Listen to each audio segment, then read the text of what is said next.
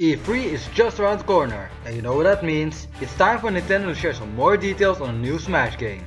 The Smash fanbase has been talking about who they want in the game. I might as well hop on the hype train. But since I had way too many ideas for a simple top 10 list, I'm just gonna talk about every single franchise and list their potential characters off from there. Buckle up boys, this is gonna be a long night. Alright, let's start! First is the Mario franchise. We already have a bunch of characters playable in the Smash games, but nonetheless I've narrowed it down to the 4 most likely characters. First, Waluigi, an assist trophy in Brawl and Smash 4 and a really popular spin-off character. A lot of people are requesting him and I think it would just be fun smacking people with tennis rackets. The same really goes for Daisy, except for the assist trophy part. Aside from her weird trophy in Melee, she didn't really have much impact in the previous Smash games, which decreases her chances a little bit, but I still think she can make it in.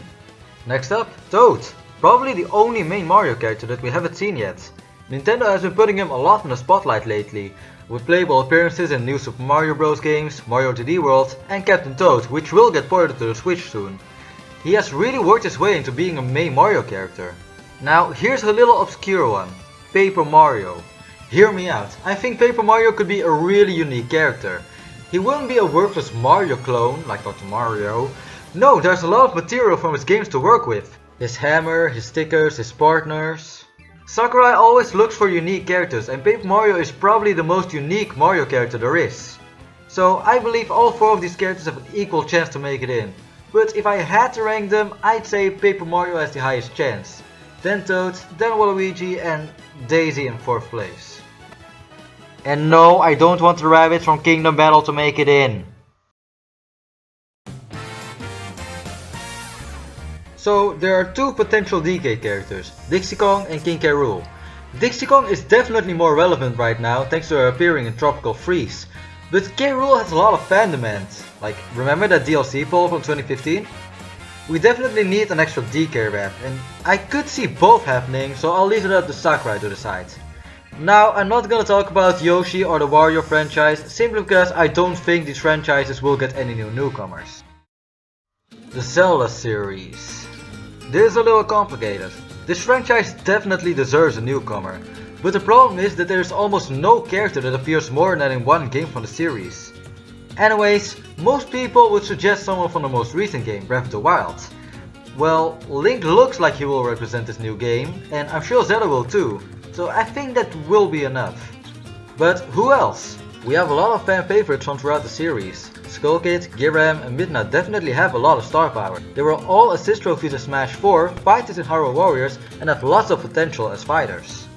But speaking about Hyrule Warriors, how about a representative of that series? It has a pretty big fan base and the same game got released 3 times over the last 5 years. Might as well throw one of these characters in there. Impact has been demanded a lot and the movesets could be based off this game, or they could use original characters like Lana or Linkle. But the most likely newcomer, and it pains me to say this, is Tingle. Believe me, I don't want to see this guy, but looking from an objective standpoint, he probably has the best chances.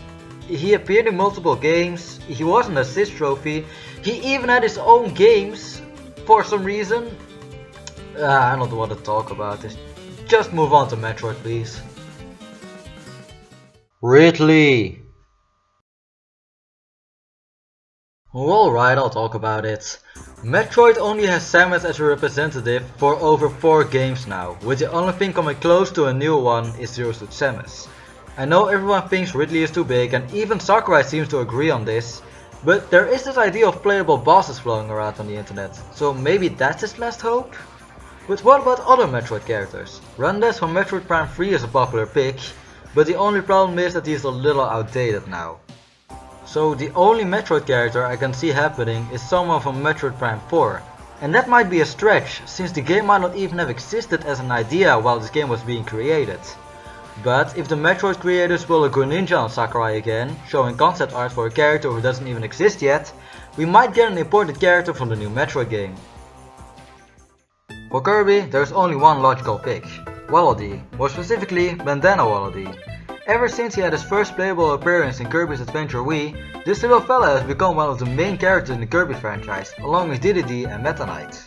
What also helps him is that he's Sakurai's own creation. I'm sure he wants to represent his own series a bit more, but other than him, I don't really know. I heard Marks is a unique choice and it could work, but I don't think he has priority over Waddle Dee. But he might be a good surprise character. Okay, I think I'll try to keep it short from now on. I'm not that big of a fan of Star Fox, but I heard Crystal was a popular choice in the Smash 4 days. Of course, she's really outdated nowadays, so we might just have to settle with just having Fox, Falco and maybe Wolf if he returns.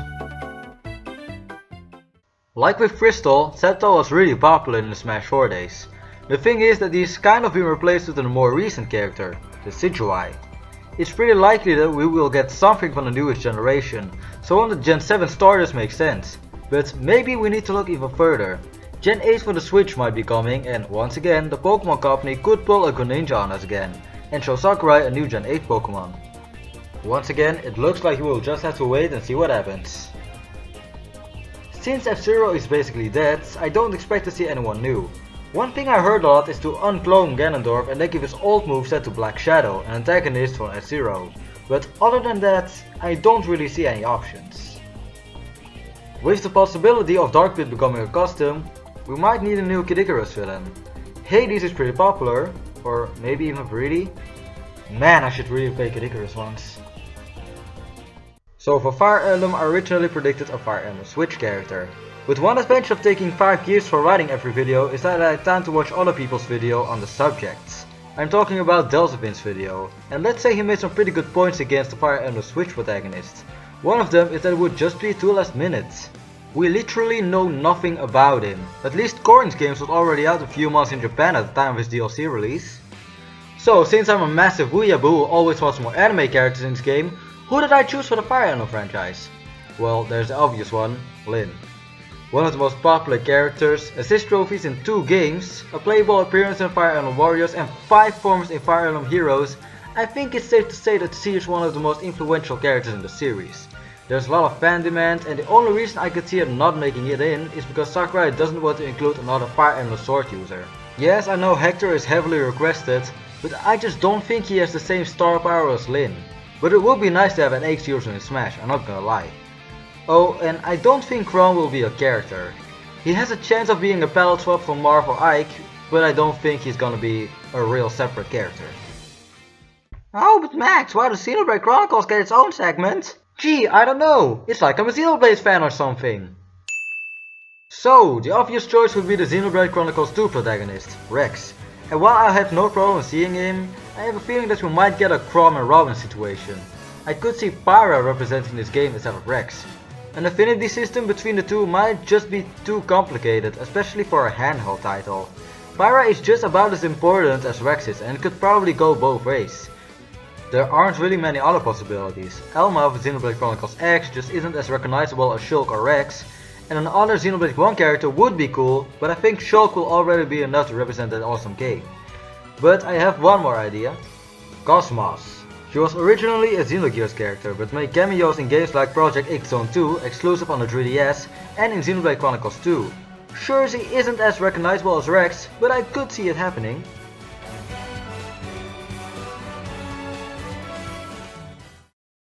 Alright, this segment is for all the other Nintendo franchises that I just didn't mention before. So I don't think there will be any newcomers, or I don't have any ideas for the following franchises: Earthbound, Punch-Out, Pikmin and Animal Crossing. I think the characters that are already in the game do a fine job of representing these franchises how they are, and I don't think anything needs to be changed about them. But for actual newcomers, I keep hearing that people want ARMS characters. I mean, it was the focus of that one leak that was proven wrong, but once again, Delzavin's video made a pretty good point. ARMS might not even have existed as a concept when the characters for this game were decided upon. So, who else?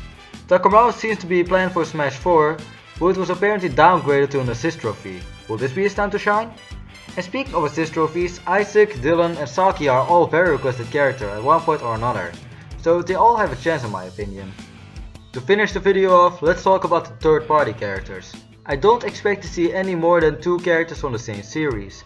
What I mean by that is that I don't think we will get a second Sonic or Street Fighter character, but I think one is enough to represent the franchise. The Crash Bandicoot games coming to the Switch might mean something, but it could also just be a funny coincidence.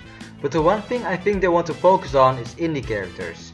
Shovel Knight and Shantae, for example, started out on Nintendo consoles and have become the faces of indie games. Indie games are starting to become a big part of today's gaming industry. It will make sense to include 1 or 2 characters from these games. Just don't go overboard, Nintendo. Hey, you made it to the end of the video. I hope you enjoyed it, and if you did, why not leave a like or even subscribe? Now, I also quickly want to say that I'll be going on a little hiatus. Let's just say that it's not looking good for me in school and I want to give it my full attention for now. But don't worry, I should be able to get back to uploading somewhere in July. But again, thanks for watching and I hope you have a good day, evening or night. This has been Max, signing out.